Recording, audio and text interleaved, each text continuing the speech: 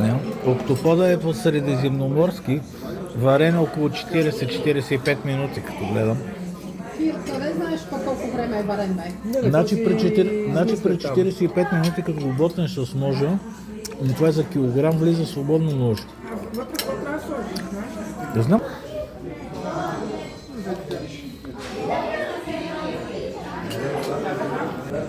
Мога да кажа, че скаридите са добри. Идват и суфлаките.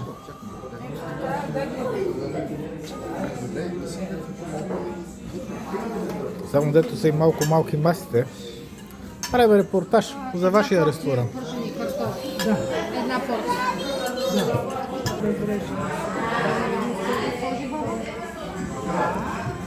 Дай нам се. Видим и калмарите. Кара не е моето. Милека, ядра Да обичаш агнешко. Да пробваме и калмарите. Никой не иска. Ето и с агнешкото. Merci. Thank you.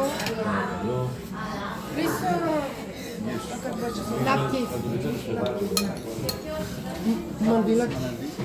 Мандилек. Какво искаш? Чакате човека да Чакаме му за дадеш чинията. чинията. Ето махам си сиренето и домата и му я давам. Заповядай. Обслужването. Дай сега тук. Обслужването е много добро. Ето обаче. го да сложим. Не мога. Не мога да стигна. Големи калмари, големи туби, големо нещо. И агнешко. Обслужването е много добро. Баниска и мокри салфетки. Не можахме да се справим с коледната маса. Колко неща? 200. Все пак е Коледа. Все пак е Коледа, стават чудеса. Стават чудеса, поръчваме и по 200 неща. По 2. Най-малко. Ти преброи ли ги? А как се казва това заведение? Вън ще видим. Йоркс. Михалис. Михалис.